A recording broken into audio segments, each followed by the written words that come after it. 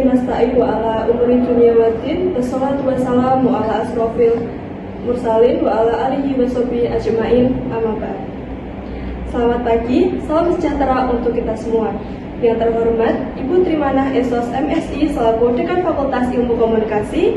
Yang kami hormati Bapak Fikri Sofin Mubarok SEMIKOM selaku Kepala Program Ilmu Komunikasi. Yang kami hormati Bapak Faizin Perul Antok selaku narasumber, serta hadirin sekalian yang berbahagia. Puji dan syukur marilah kita panjatkan kehadiran Tuhan Yang Maha Esa atas rahmat dan karunia-Nya, sehingga kita dapat berkumpul dalam acara Seminar Nasional The Power of Letting Go pada hari ini dengan keadaan sehat dan penuh semangat. Hadirin sekalian, pada kesempatan ini izinkan saya, Anandita Rosawa Yumitami, selaku pembawa acara untuk memandu jalannya kegiatan. Sebelum memulai, mari kita ucapkan terima kasih kepada narasumber kita, Bapak Faizin Perul Antok, yang telah bersedia hadir untuk memberikan wawasan berharga kepada kita. Untuk memulai acara kita pada pagi hari ini, marilah kita berdiri sejenak untuk menyanyikan lagu kebangsaan Indonesia Raya. Kepada hadirin, dimohon berdiri.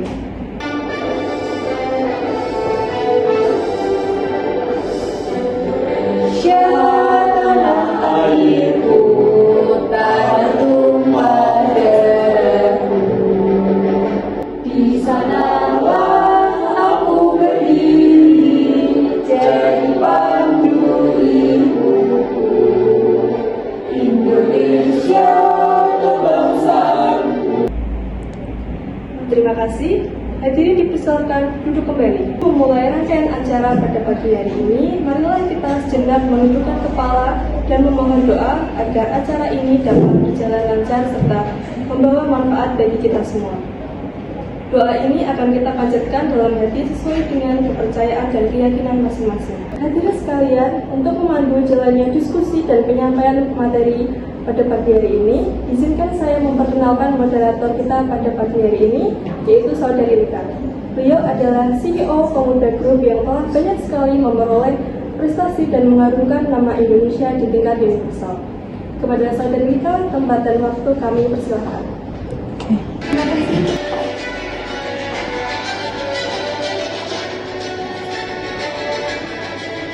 Hai, perkenalkan nama saya Lika sebagai CEO Pemuda Group Indonesia. Di sini saya akan memoderatori narasumber yang spektakuler dan sangat inspiratif pada pagi hari ini.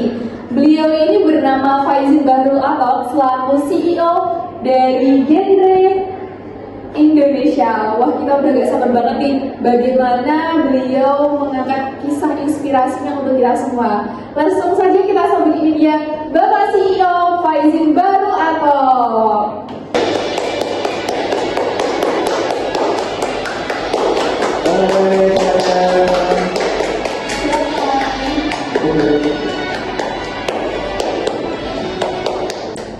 Oke, beri tepuk tangan yang meriah untuk narasumber kita. Kak Faizin, berbicara mengenai Kak Faizin ini sebagai seorang CEO, bagaimana Kak Faizin ini berkiprah atau berproses dari awal sehingga bisa sampai seperti sekarang ini? Bisa dikasih tahu nggak kepada audiens?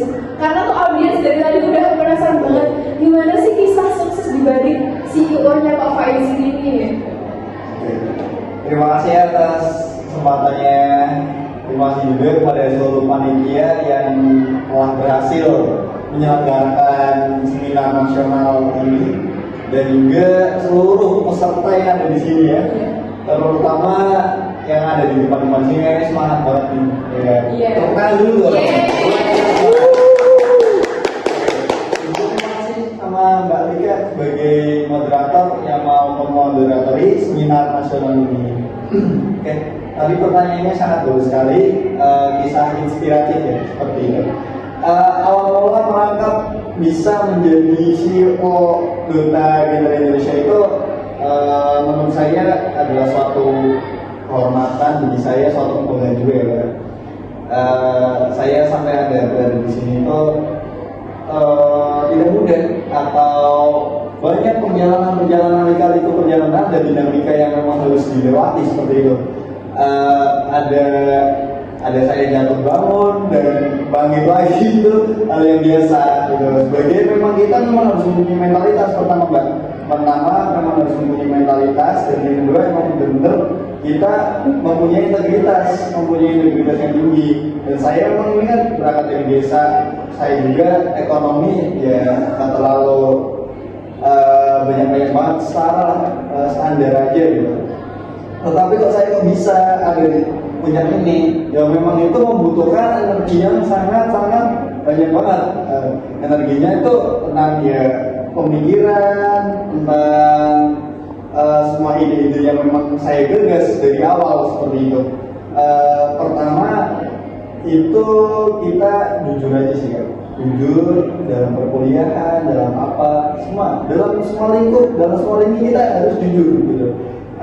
Saya juga emang ada yang nyangka saya sampai ada di titik ini, nggak ada yang bisa nyangka sampai saya ada di titik ini, nggak ada yang nyangka gitu. Tapi pada Allah memang saya ditakdirkan sebagai CEO Duta Genre Indonesia, itu memang sangat kehormatan banget gitu. Oke, beri tepuk tangan yang meriah untuk CEO kita. Nah, teman-teman, dari Pak Faizin ini sudah menyiapkan beberapa materi yang akan disampaikan kepada teman-teman sekalian, dan materi kali ini itu sangat penting banget karena kalian juga akan merasakan hal tersebut apakah relevan dengan kehidupan atau kenyataan menjadi diri kalian. So, stay tune. Kak Faizin di belakang kita ini sudah menampilkan materi tentang apa itu toxic relationship. Jadi Kak Faizin mau menjelaskan kepada Kak Faizin, kami persilahkan. Oke. Sebelumnya ada yang tahu tuh? Ada yang pernah tahu tentang atau pernah mendengar tentang toxic relationship? Ada yang pernah? Belum. Oke, berarti kalian memang ditargetkan untuk bisa mengetahui itu di sini ya teman-teman. Apa itu toxic relationship? Toxic relationship adalah hubungan yang merusak kesehatan mental, fisik, dan emosional. Suatu hubungan, memang hubungan dengan pasangan, hubungan dengan sahabat, hubungan dengan teman, dan juga hubungan dengan keluarga yang memang merusak fisik, mental, dan juga emosional kalian. Terus mengapa penting melepaskan lingkungan toksik tersebut? Lingkungan toksik tersebut memang sangat lingkungan yang tidak sehat ya. Sebuah lingkaran, ya bisa dibilang lingkaran setan gitu. Yang lingkungan intinya ya lingkungan yang tidak sehat seperti itu. Karena demi kebahagiaan dan pertumbuhan pribadi, berarti ketika kalian berada di lingkungan tersebut, kalian nggak bahagia seperti itu. Pasti kalian merasakan stres, depresi, dan juga tekanan batin seperti itu. Mengenali toxic relationship, pasti seru nih. Ciri-cirinya sebagai berikut nih. Ada dominasi dan manipulasi seperti itu. Dominasi itu ketika percakapannya harus didengarkan, ketika omongannya harus didengarkan. Pokoknya dia yang mendominasi. Pokoknya dia yang mendominasi segalanya. Jadi toxic relationship kan ini kan.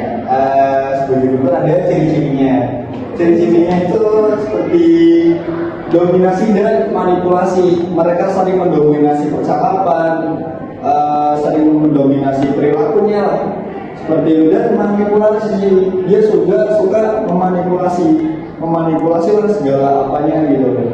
Terus tidak ada rasa hormat atau dukungan. Mereka tidak ada rasa hormat sama kamu, dan dukungan untuk saling support, dukungan untuk saling belajar seperti itu teman-teman. Rasa bersalah atau takut yang terus-menerus. Berarti ketika kamu mempunyai rasa bersalah atau takut yang berlebihan terhadap lingkungan di sekitarmu, itu juga termasuk ciri-ciri dari toxic relationship. Terus dampaknya itu sangat berpengaruh banget sama mentalnya, jadi stres dan depresi. Kebanyakan itu memang dari orang-orang mahasiswa contohnya mahasiswa itu seringkali stres itu karena apa?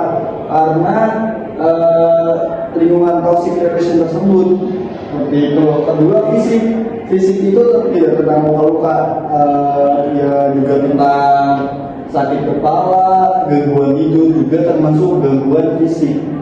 Yang ketiga ada sosial, yaitu isolasi dari orang lain. Kalian itu takut bertemu sama orang lain, kalian takut bergaul sama orang lain, itu juga termasuk dampak dari toxic relationship.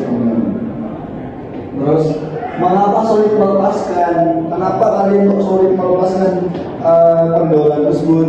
Karena kalian menganggap ketergantungan emosional. Kalian tuh menganggap di dalam hati kalian itu aku ini ketergantungan emosional atau sudah aku tergantung nih sama dia. Terus yang kedua takut kesepian atau perubahan. Kalian takut dicaci maki, kalian takut kesepian nanti kalau nggak sama dia sama siapa, atau kalau nggak berteman sama dia sama siapa, atau kalau kemana sama dia loh gitu. Terus pola pikir seperti dia akan berubah atau saya tak akan bisa menemukan yang lebih baik seperti itu teman-teman. Kalian misalnya sama pasangan kalian melakukan toxic relationship tersebut, pasti di dalam diri kalian itu berpikir pasanganku pasti bakal berubah seperti itu. Padahal ya enggak. Oke. Terus ada manfaat letting go. Manfaat letting go teman-teman. Ada manfaat letting go. Yang satu adalah kedamaian batin. Ada kedamaian batin. Berarti memang harus batin kalian itu juga harus damai sama situasi kalian, situasi dan kondisi kalian seperti itu. Yang kedua ada ruang untuk pertumbuhan diri, ada ruang untuk pertumbuhan diri atau di dalam kelas, di mana seperti itu. Bertumbuh, seperti itu. Bertumbuh itu bukan bertumbuh ke atas, tetapi bertumbuh pemikirannya, bertumbuh mindsetnya, dan juga bertumbuh pengetahuannya teman-teman.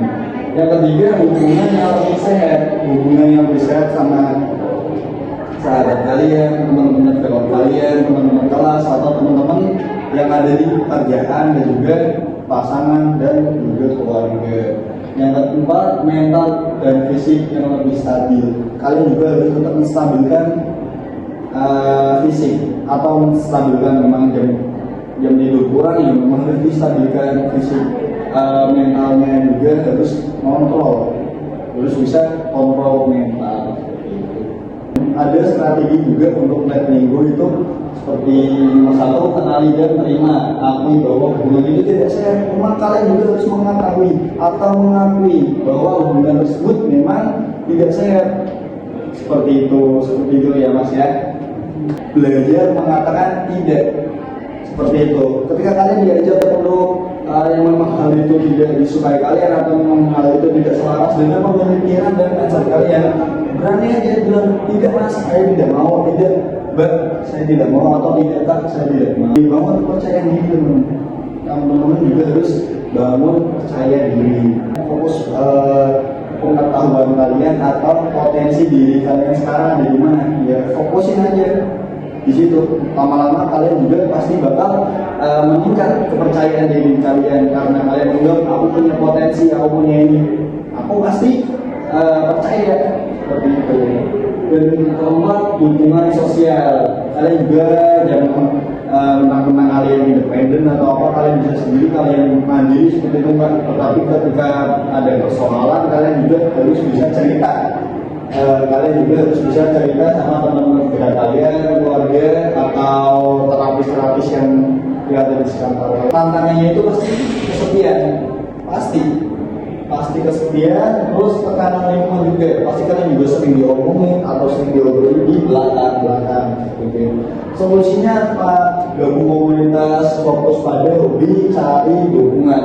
Kalian juga bisa gabung komunitas yang lain, atau komunitas yang benar-benar support hobi kalian, komunitas yang benar-benar meningkatkan ilmu dan kepercayaan diri kalian sesuai dengan bidang kalian atau yang lain. Toxic relationship ini memang harus kita jauhi ya teman-teman.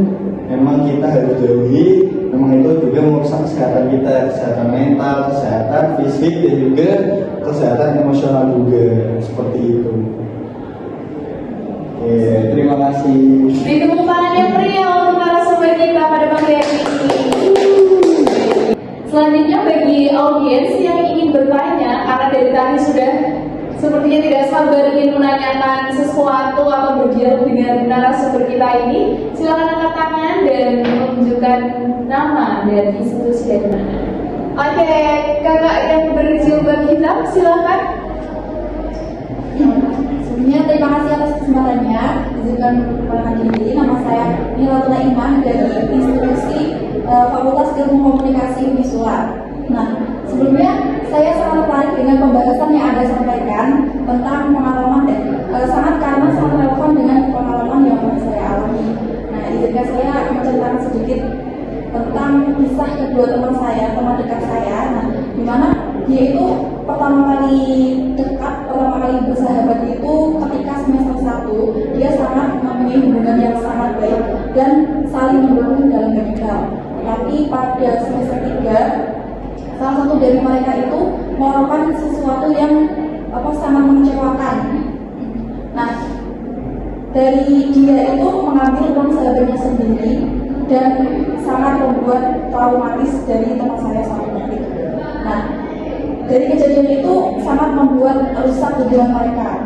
Saya sebagai teman dekat keduanya itu merasa sangat kecewa dan saya pun akhirnya memutuskan untuk menjauhi pelaku yang mencuri itu karena saya merasa perbuatannya sulit dimaafkan. Di sisi lain saya itu masih bertanya-tanya apakah perbuatan yang saya lakukan ini sudah benar. Wah, pertanyaan yang sangat menarik sekali.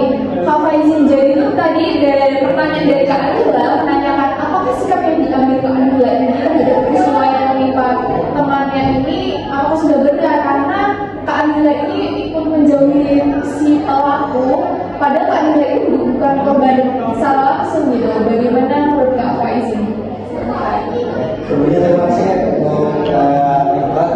Terima kasih atas pertanyaannya. Pertanyaan sangat menarik. Jadi menurut saya hal tersebut memang sangat kurang relevan menurut saya. Anda bisa tetap berteman dengan dia tanpa harus berdekatan seperti dekat lebih mendalam tentang dia seperti itu. Paham nggak? Seperti itu. Tetapi kamu juga tetap berteman, tidak harus bersahabat lah istilahnya. Kamu cukup berteman saja, tidak menutup untuk berinteraksi sama dia seperti itu. Oke. Sudah cukup Kak Anila atas jawaban dari Bapak CEO-nya? Sudah. Terima kasih. Selanjutnya langkah ke pertanyaan yang kedua kepada Masnya yang di depan. Silakan. Terima kasih telah mempersilahkan saya bertanya. Perkenalkan, nama saya Dava Dibralito dari Fakultas Ilmu Komunikasi. Saya izin bertanya, Kak, bagaimana sih kita sebagai anak muda agar bisa keluar dari hubungan toksik dan juga mempunyai teman yang sifatnya manipulatif? Oke, Kak Faizin, melangkah ke pertanyaan kedua tadi bertanya bagaimana sih solusi atau tips agar kita keluar dari toxic relationship.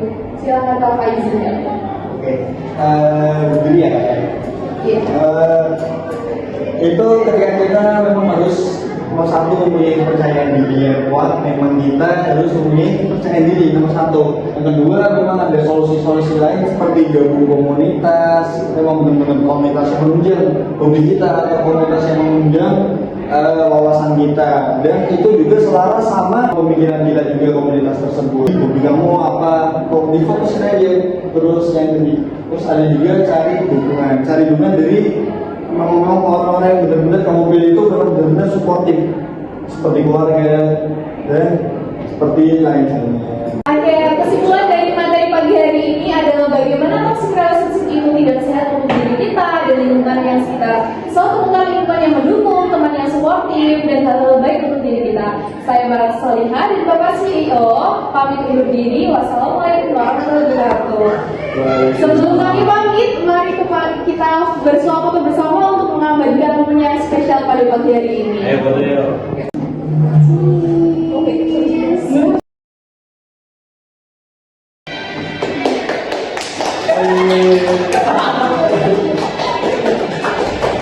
Terima kasih kepada Bapak Faizin Bainul Atta atas materi yang telah diberikan dan semoga bermanfaat untuk kita semua.